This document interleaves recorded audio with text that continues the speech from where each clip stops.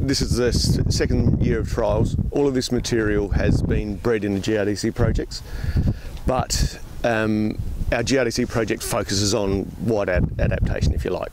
The varieties that we've released over the years, Morava, Racina, and the two that are coming, Volga and Timok, which are just behind you, are broadly adapted to basically the vetch growing areas. We've never really had the opportunity to look at specifically for these really much lower, more marginal areas. Saggett have given us an opportunity to look at some of the older material that we haven't released that we thought had done really well in Mallee in particular. These trials are repeated they're here. There's one at Morchard near Orroroo, one at Minnipa, one at Streaky Bay, and a backup site at Kingsford just by Roseworthy.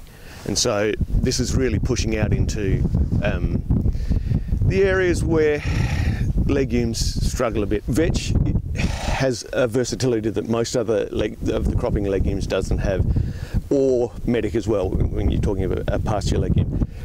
Vetch can be used for multiple end purposes, and those decisions can be made during the season. If rain cuts off early, you can cut it for hay, and providing you've got either livestock or a market, there is a really good return to be had from vetch hay.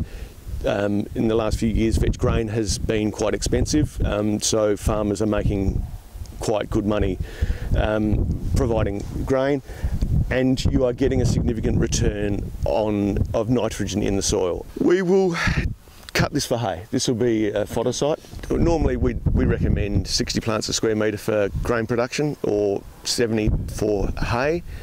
This is sown at about 35 kilograms a hectare, down at 50 plants a square metre. We have guys going down as low as 20 to 25 kilograms a hectare.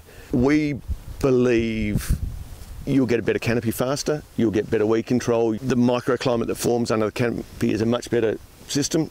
From trials we've done in the past over multiple sites, over 5 sites over 3 years, we've found vetch can return up to 145 to 150 kilograms of nitrogen per hectare to the soil when used as a green manure.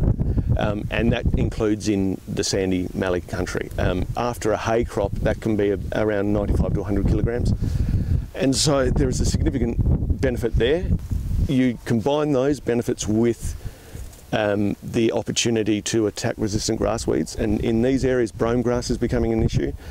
In other areas in South Australia, ryegrass is a major resistant issue, and a good legume, and vetch we consider a good legume, gives you the opportunity to attack those weeds before they set seed, and either cut it for hay, brown it off and use it as a green manure or a standing stubble to graze sheep into, but you're still getting your nitrogen benefit, and you're still getting an increase in yield in the following crops, and so that is a significant improvement in a cropping system if you can get those benefits.